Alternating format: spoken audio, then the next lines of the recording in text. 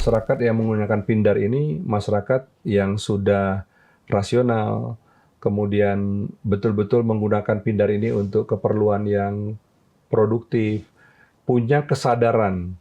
Kalau minjam itu harus punya income untuk mengembalikan. Di ranah digital, jagat digital, krediwan dengan krediwan underscore, krediwan titik itu beda. Jangan terkecoh di sana. Tapi menggunakan ini harus ada basis kebutuhan kan. Jangan cuma karena keinginan. Tapi kalau ada kebutuhan silakan. Atau kebutuhan itu apa? Sebaik-baiknya adalah untuk kepentingan produktif, usaha. Usaha apa? Usaha yang ultramikro kecil-kecil nggak apa-apa. Tapi ada sumber pengembalian. Halo Tribuners, kembali lagi ya kita berjumpa ngobrol-ngobrol seputar banyak hal. Dan kali ini kayaknya cocok banget buat Tribuners karena kita bakal ngomongin cuan. Aduh, siapa sih yang nggak suka gitu kalau denger cuan ya? Apalagi kalau ngobrolin uang, itu kayaknya mau dapet bermiliar-miliar, mau denger berapa juta nominalnya gitu, tetap seneng gitu ya. Jadi kita bakalan ngobrolin seputar krediwan. Tapi sebelum itu, di sini Nurma juga nggak sendirian. Nurma sudah bersama dengan narasumber yang nanti akan menjelaskan detail dari krediwan ini. Halo Bapak. Halo Mbak Nurma, halo Tribuners. Oke, boleh kenalan dulu sebenarnya yang bersama dengan Nurma hari ini itu siapa sih? Gitu mungkin bertanya-tanya, boleh berkenalan dulu Bapak? Ya, terima kasih Mbak Nurma. Saya Kus Eriansa, selaku Direktur Utama Krediwan. Krediwan adalah platform pinjaman daring. Pinjaman daring ini adalah platform pinjam-meminjam yang berizin dan diawasi oleh otoritas jasa keuangan. Begitu, Mbak. Oke, kalau kita sering dengarnya dengan kata-kata pinjaman online atau lain sebagainya, namun krediwan ini menggunakan istilah pinjaman daring begitu ya, Bapak. Ya. Sebenarnya ada nggak sih makna yang mau disampaikan mengapa menggunakan nama ini begitu? Iya, jadi sebenarnya masyarakat lebih familiar, lebih hafal itu dengan pinjaman online ya. Pinjaman online, namun faktanya yang kami temukan di lapangan, pinjaman online ini penuh dengan konotasi dan image yang negatif. Cara penagihannya yang kasar, kemudian masalah pinjaman tanpa perjanjian kontrak yang jelas, pinjam 1 juta, tagihannya nanti 10 juta dalam waktu yang singkat. Kemudian identik pinjaman online ini dengan akses data pribadi tanpa hak atau melanggar hukum gitu ya. Nah, ini buat kami, ini menurut kami ada pada posisi yang berbeda. Kami adalah pinjaman online yang berizin dan diawasi OJK. Banyak sekali aturan-aturan regulasi yang harus kami penuhi untuk mendapatkan izin menjalankan pinjaman online ini. Lalu tahun lalu kami memutuskan untuk melakukan disasosiasi. Ya, kami bukan lagi pinjaman online tapi kami adalah pinjaman daring. Jadi kalau kita bicara pinjaman daring apa? Pinjaman daring adalah pinjaman yang berizin otoritas jasa keuangan dan diawasi oleh juga OJK. Mereka adalah platform pinjaman yang harus mengikuti tata kelola yang dipersyaratkan oleh otoritas jasa keuangan, kemudian harus punya konsep dan model risk manajemennya, dan juga harus taat dengan hukum yang berlaku di Indonesia. Sehingga pinjaman pinjaman daring ini kita berharap kita bisa secara signifikan berbeda dengan pinjaman online. Jadi kita nagih yang nggak pakai rame-rame, nggak pakai inilah kebun binatang nagihnya. Kemudian kita juga jelas orang mau pinjam, jelas pinjamnya berapa pokoknya, pengenaan bunganya berapa, kemudian schedule cicilannya berapa, ya itu jelas. Jadi tidak terjadi seperti yang pernah di masa lalu, ada yang merasa, oh saya pinjamnya 3 juta kok dalam waktu 2 bulan, 3 bulan tagihannya 30 juta.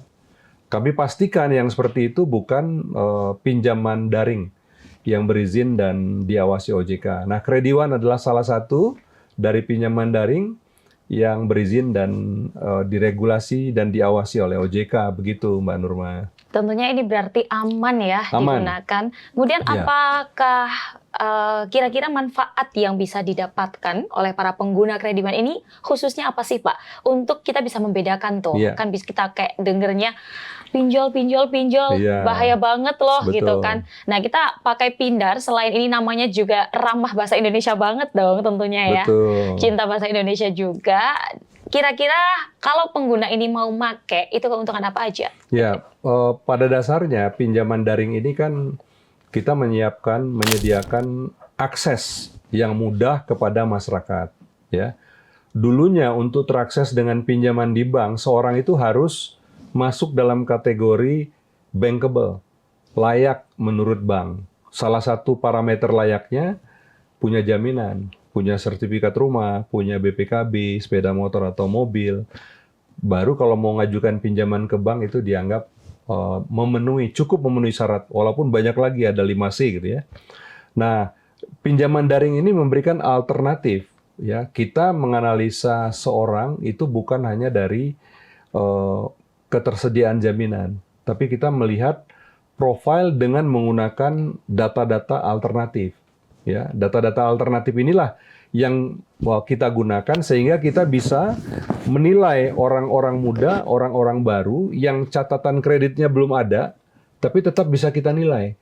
Ini orang ini layak nggak diberi pinjaman? Berapa jumlah pinjaman yang bisa kita berikan? Nah, data-data alternatif ini sumbernya macam-macam.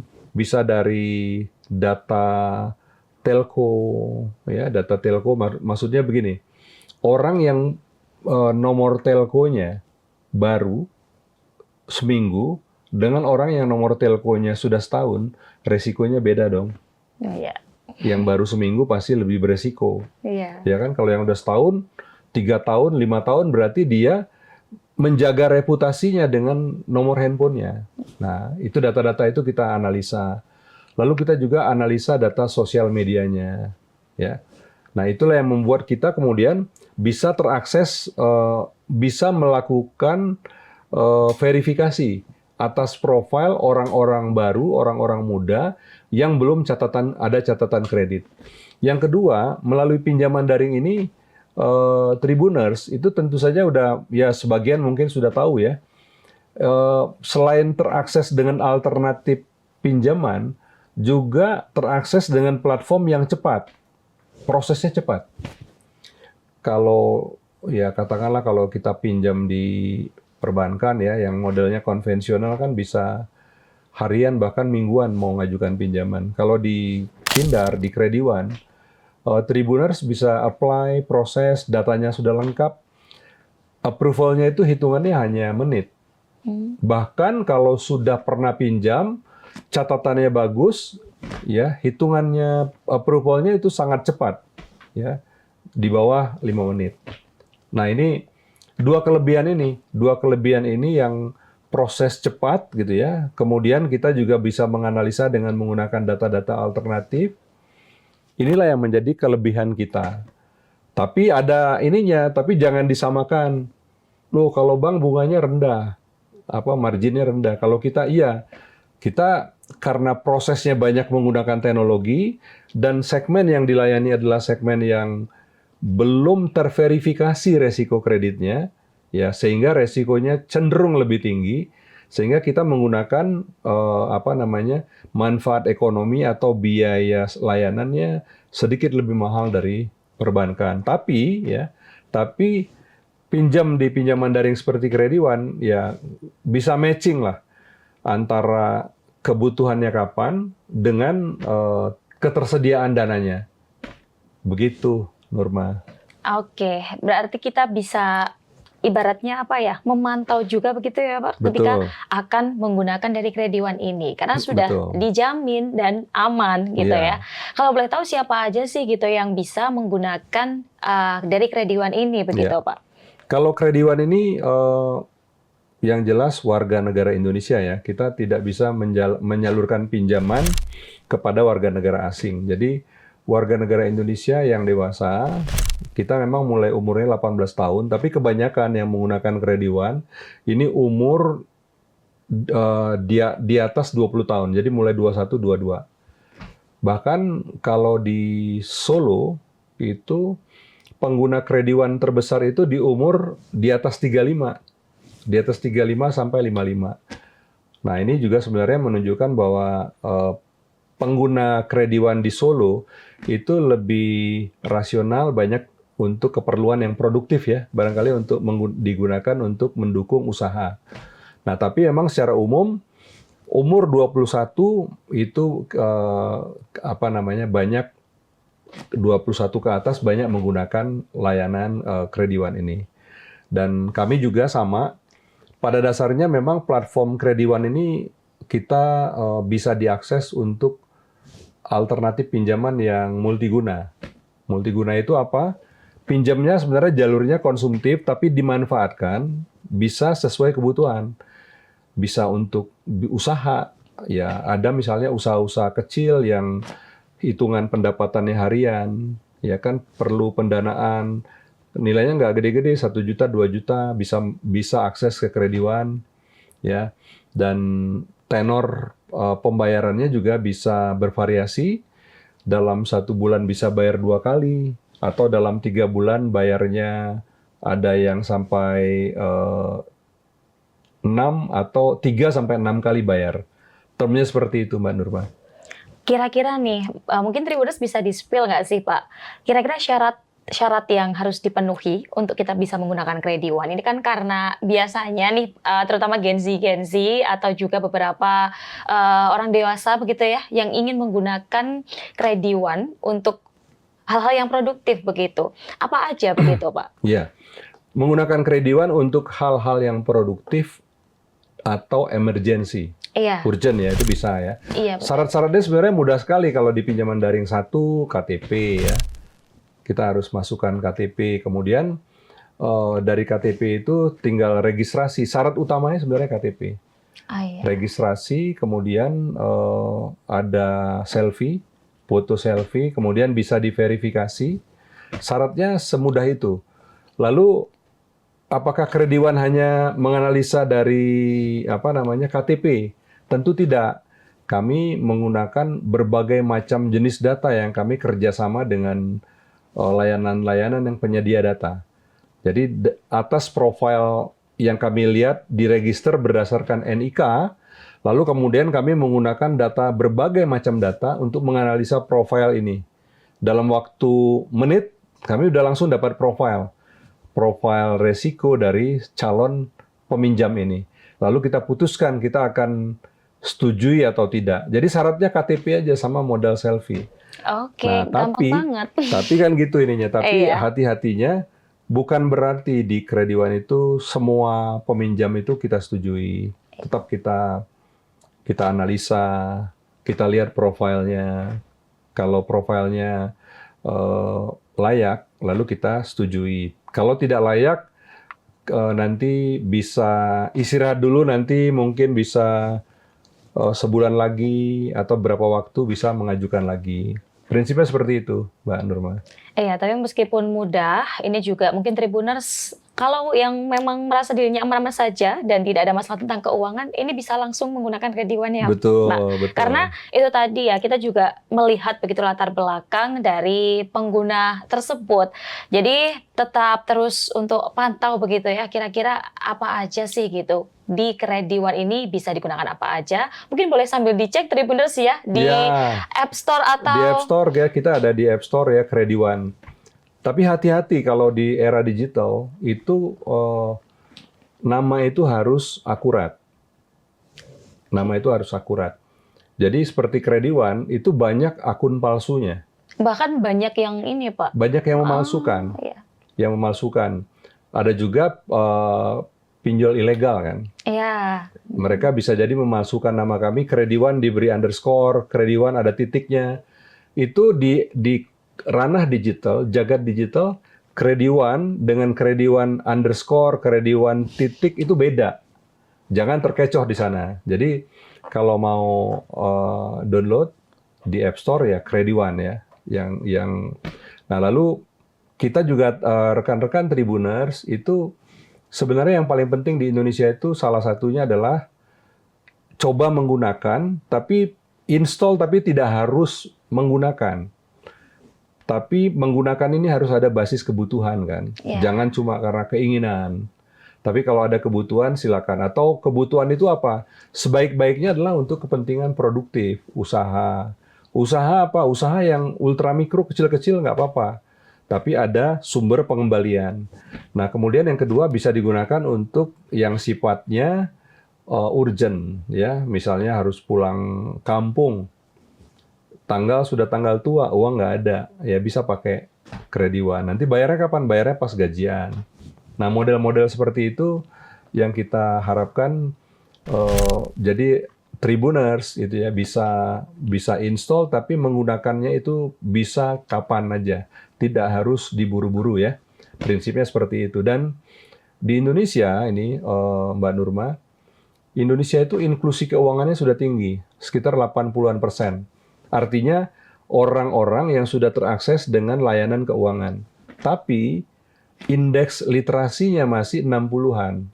Oh, iya. Jadi inklusi penggunaan dengan literasi, pemahaman akan produk dan resikonya, itu gapnya masih belasan persen. Nah ini makanya banyak warga kita, banyak yang sudah terakses dengan layanan keuangan, tapi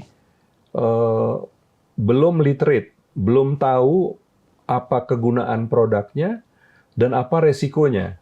Nah, salah satunya adalah kalau dalam industri pinjaman daring banyak sekali masyarakat yang terjebak, terperangkap dalam pinjol ilegal, ya, karena tidak tahu. Nah, untuk bisa mengetahui platform mana yang legal, itu bisa dilihat di website OJK. Di website OJK itu ada daftar list platform-platform pinjaman daring yang berizin dan diawasi OJK. Pastikan hanya gunakan itu, ya. Dan terutama ya kalau untuk multiguna, kami berharap krediwan bisa menjadi salah satu alternatif Tribuners, gitu. Bisa banget nih Pak kayaknya, sampai ditirukan oleh beberapa oknum-oknum lah ya Iya, ibaratnya. betul. Ini kan berarti mungkin orang melihat krediwan ini sudah ibaratnya nama aja krediwan ini sangat kredibel begitu ya Pak untuk digunakan begitu ya Tribuners. Nah, kemudian dengan terkait isu-isu pinjol yang beredar begitu Pak, kira-kira bagaimana sih krediwan menyikapi hal ini agar citanya tetap positif begitu selain tadi ya penggunaan nama Pindar tadi ya? Iya, jadi tentunya memang ada gap antara inklusi keuangan dengan literasi ya. Ini PR bagi OJK, PR bagi asosiasi. Kami menjadi bagian dari Asosiasi Fintech Pendanaan Bersama Indonesia atau AFPI. Ini juga agenda AFPI juga terus-menerus untuk menyuarakan atau memperkenalkan layanan pinjaman daring ini agar masyarakat bisa membedakan mana pinjaman daring yang berizin dan diawasi OJK, mana yang pinjol ilegal. Ya, ini kita terus melakukan edukasi literasi. Baru saja kami dari sekolah vokasi di UNS untuk menjelaskan pinjaman daring ini kepada mahasiswa, dan ini merupakan bagian kecil. Hari ini juga kami terima kasih bisa dengan Tribun ya. Ini merupakan bagian dari usaha kami yang terus-menerus untuk melakukan pengenalan agar masyarakat yang menggunakan Pindar ini masyarakat yang sudah rasional, kemudian betul-betul menggunakan Pindar ini untuk keperluan yang produktif, punya kesadaran. Kalau minjam itu harus punya income untuk mengembalikan, atau sumber untuk mengembalikan. Kalau pinjam gitu ya, harus tahu pokok pinjamannya berapa, bunganya berapa, kemudian harus dibayar berapa waktu, dan jatuh temponya kapan. Karena ini penting sekali. Sebaik-baik orang meminjam adalah orang yang bisa mengembalikan dan sesuai dengan jadwal, schedule gitu ya. Kenapa penting begitu? Ini terutama untuk Tribuners yang generasi YZ ya. Ketahuilah bahwa semua aktivitas kita di dunia digital, di jagat digital ini, itu terekam. Ada rekamannya, terrecord. Jadi record kita tinggal kita evaluasi, introspeksi diri. Aktivitas kita di jagat digital, apakah positif atau ada negatifnya. Banyakan mana positif negatifnya. Nah tentunya kami yakin kalau Tribuners itu lebih banyak aktivitas yang positif. Aktivitas yang positif ini ngebentuk yang namanya personal score. Jadi personal score diri kita. Kalau kita misalnya pinjam, tapi kita disiplin bayar, skornya positif. Kalau kita pinjam terlambat atau NPL, skornya negatif. Kalau skor positif lebih banyak dari negatif, tentu positif ya, atau sebaliknya. Nah, generasi muda, generasi Y dan Z, kami meyakini kalau Tribuners pasti kategori orang-orang yang skornya positif. Jadi kalau skor positif itu sekarang dan di masa depan kalau mengajukan pinjaman itu peluang untuk dipenuhinya itu akan lebih baik, akan lebih tinggi. Begitu, Mbak Nurma. Kalau misalnya nih, kadang kan teman-teman khawatir mungkin ya, kira-kira gimana ya nanti kalau ditarik soal bunga dan lain sebagainya gitu. Kira-kira dari Kredi One itu ada nggak sih Pak sistem transparansi begitu atau edukasi khusus untuk pengguna ketika akan menggunakan Kredi One ini?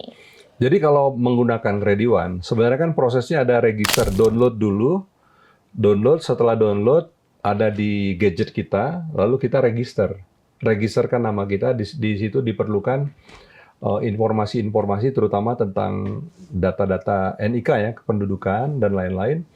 Nah, setelah itu baru kita mengajukan limit pinjaman berapa yang kira-kira bisa dipenuhi. Setelah ada limit, baru kita bisa mengajukan pencairan maksimum sesuai dengan limit yang diberikan.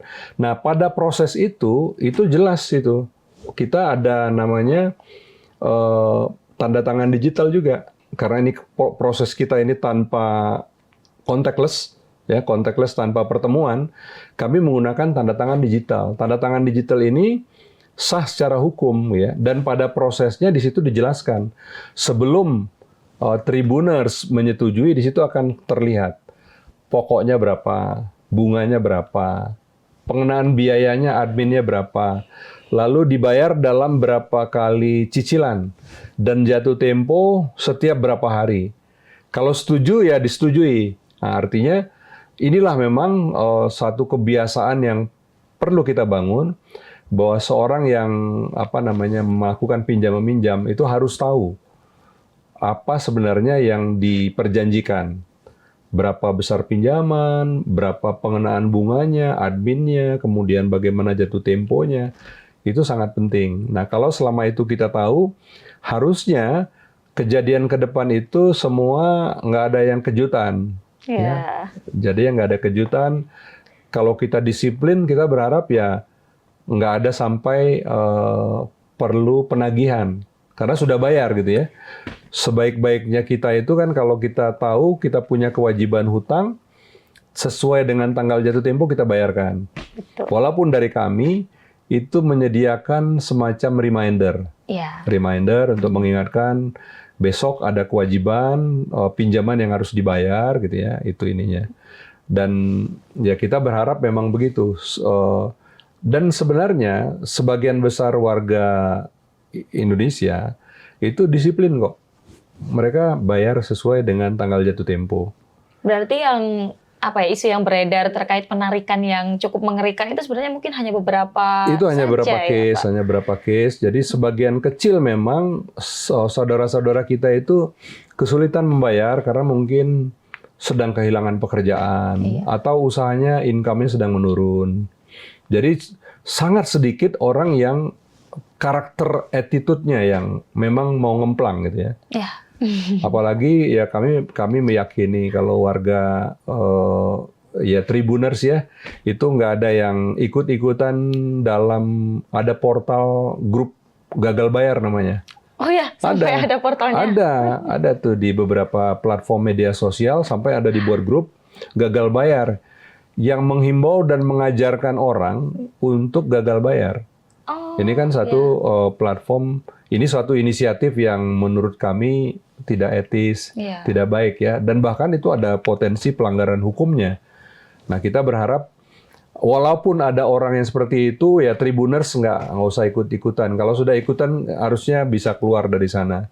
Ya, jadi kita berharap jadi warga negara yang baik. Kita berharap kalau masuk dalam layanan keuangan menjadi pengguna yang mengerti produknya, mengerti resikonya, dan bertanggung jawab juga.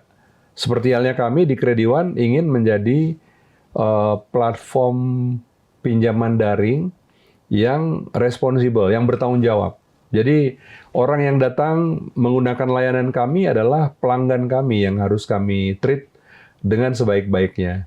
Dari pelanggan kami ini kebanyakan adalah orang yang disiplin, bayar sesuai jatuh tempo. Ada beberapa yang karena kesulitan kemudian bisa menjadi terlambat bayar. Nah, itu kita memahami realitas itu, tapi siapapun dia kita anggap mereka adalah pelanggan dari Krediwan. Oke, Norma. Pak. Kalau melihat dari pelanggan-pelanggan Krediwan, itu seperti disebutkan tadi oleh Pak Kus, sepertinya orangnya ini kan bertanggung jawab begitu ya, Pak. Jadi mereka menggunakan Krediwan ini secara berkelanjutan seperti itu ya. Kalau harapan dari Krediwan untuk terkait tentang ekosistem keuangan digital di Indonesia, boleh disampaikan juga untuk Tribuners, kira-kira bagaimana sih gitu?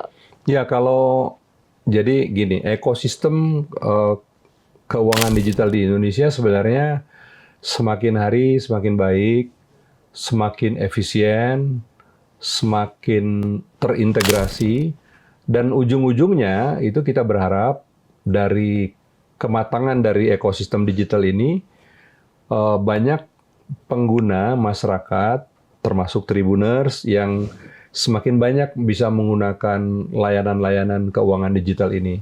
Utamanya bagi generasi Y, generasi Z itu kan sebenarnya kalau bahasa kita itu native user of digital, itu adalah generasi YZ. Mereka dari lahir, dari sekolah, TK, SD sudah gadget.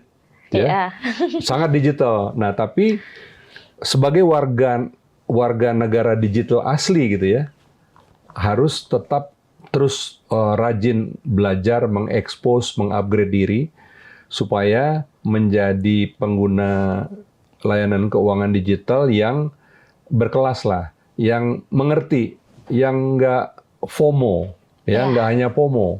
Kebanyakan kita ini kan FOMO. Satu pakai, ayo jebol ini, pinjol, jebol, pindar, ikut-ikutan. Nggak ngerti resikonya itu kan tercatat. Tercatat menjadi rekam jejak digital. Dan itu bisa jadi menjadi satu poin negatif buat kita. Ya, nah kami berharap seperti halnya data di kami bahwa Tribuners di sini itu kebanyakan profil resikonya lebih NPL-nya lebih kecil lah. Ya, kami berharap ini suatu memang ke depan akan semakin baik. Dan terkait dengan pinjaman daring ini kami berharap dari waktu ke waktu akan semakin banyak bermanfaat dan mendukung inisiatif-inisiatif produktif dari warga, sehingga berbagai permasalahan yang kita hadapi selalu ada Pindar sebagai solusi. Jangan lupa Krediwan, untuk kita selalu standby untuk mendukung inisiatif produktif, maupun juga kita siaga untuk keperluan-keperluan emergensi dari Tribuners. Gitu ya. Jadi kalau mau lihat informasi lengkap dari Krediwan itu bisa mengikuti apa aja sih, Pak, gitu. Misal informasi lengkapnya biar kita tahu punya website ya, website di Krediwan. Ada website ya. Krediwan.id. Kita punya Instagram juga di Krediwan Official ya. Itu ada, kita juga punya di Facebook, di X, di TikTok. Kita lengkap lah. Itu Krediwan. Tapi hati-hati karena ada yang fake account, jadi banyak yang bukan official, tapi dari fraudster. Ya, hati-hati dengan sekarang juga lagi marak penipuan. Banyak yang menghubungi atas nama CS Krediwan katanya, padahal bukan. Jadi komunikasi harus tetap menggunakan platform ataupun channel yang resmi. ya. Terutama referensi utamanya adalah platform website OJK, lalu website Krediwan. Selain kalau di aplikasi kita Krediwan sih tidak ada palsunya, ya. Kalau di Play Store ya. Gitu ya. Jadi Tribuners nanti bisa cek dan recheck dulu, riset, terus jangan Iya. lupa untuk dipantau begitu informasi apa saja dari Krediwan ya. Mungkin udah yang nggak sabar ini mau download Krediwan. Jadi kita sudah hampir kurang lebih 30 menitan ya sepertinya Bapak mengobrol tentang Krediwan ini. Mungkin bisa menambah insight dari Tribuners semuanya juga tentang percuanan di masa mendatang ini. Terima kasih Pak Kus. Makasih Mbak Nurma, Tribuners, terima kasih. Oke, sampai jumpa kembali. Sehat selalu ya. Sehat selalu. Bapak dan juga tim dari Krediwan semuanya. Semoga dilancarkan dalam berbagai kegiatannya di sana. Kemudian kita sudah berada di akhir kegiatan Tribuners. Kita sudah berbincang banyak ini ya soal Krediwan. Dan simak terus untuk beberapa informasi-informasi lainnya hanya di Tribun ya. Oke, sampai jumpa Tribuners.